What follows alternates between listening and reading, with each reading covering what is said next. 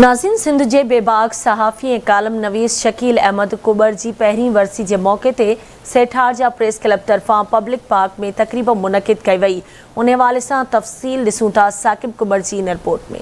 सिंध जे बेबाक सहाफ़ी ऐं कालम नवीस शकील अहमद कुबर जी पहिरीं वरसी सेठार जा प्रेस क्लब के तरफ़ां पब्लिक पार्क में तक़रीब मुनक़िद कई वई। वरसी तक़रीब में शरीक सिविल जज Mohammad Daud Kubar, SSP anti corruption Mir Nazir Ali Abro, Syed Shafiq Ahmed Shah Jilani, Tariq Hussain Kubar, Ghulam Abbas Kubar, Syed Taufiq Ahmed Shah, Mohammad Sadiq Kubar समेत सहाफ़िन ऐं शहरिन भी वॾे अंग में शिरकत कई। उन मौक़े ते तक़रीब के खिताब कंदे मुक़र्रिरीन चयो त सहाफ़ी शकील अहमद कुबर जूं कयल ख़िदमतूं कॾहिं बि विसारे नथा सघूं। हिननि चयो त शकील अहमद कुबर हमेशा गरीबन जो हमदर्द हूंदो हो ऐं इलाइक़े में केतिरनि ई बेपहुच माण्हुनि जो सहारो बणियो। उन मौक़े ते हिननि आवाज़ टीवी न्यूज़ सां ॻाल्हाईंदे चयो त हुन सां हे अवाम प्यार कंदो हो, मोहब्बत कंदो हो, न त हेड़ी रात जो सभु अचे हिते असां सां सिंध जे कुंड कुर्छ मां अदीब, शाइर, लेखक, सुगड़, समाज सुधारक, सियासी शख्सियतूं, अदबी शख्सियतूं ऐं सहाफ़ती बिरादरी संदसि जा यार दोस्त सभु गॾा थिया आहिनि। इहा त शायदि ई आहे त हो वाकई हिकु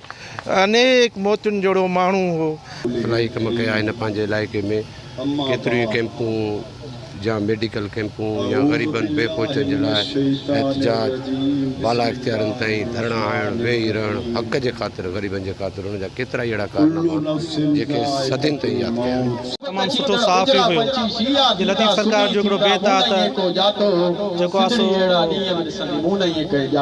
माण्हू सभु न सोणा, पखी सभु न हंज, कंहिं कंहिं माण्हू मंझि अचे बू बहार जी। हुन पंहिंजी ज़ाती लालच छॾे माण्हुनि ग़रीबनि जी ऐं बेपहुच अवाम जी ॻाल्हियूं ऐवाननि ते पहुचाइण जी हिकिड़ी रीत विधी जेका अॻिते शायदि न हुई।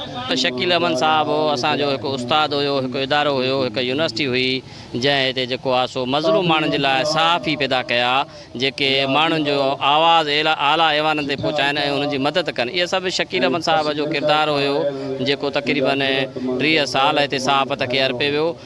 हर मौक़े ते हर जाइ ते पुॼंदो हो, जेको मसइलो हूंदो हो ग़रीबनि सां गॾु, अक़लियत सां गॾु, हर मज़हब सां, हर फ़िक्र सां उन तफ़रो न हो, हर जाइ ते पुॼंदो। उन लाइ इहो ई काफ़ी आहे त अॼु ॾिसो जेका वरसी बणाई वई आहे, हर फ़िक्र वारो माण्हू वेठो आहे। वरसी तक़रीब में ईंदड़ जो चवणु आहे त शकील अहमद कुबर जी ख़िदमतुनि खे असां कॾहिं बि विसारे नथा सघूं। कैमरा टीम सां गॾु साथी रिपोर्टर अब्बास अली सैतो सां गॾु साकिब कुबर, आवाज़ टीवी न्यूज़ सेठार जा।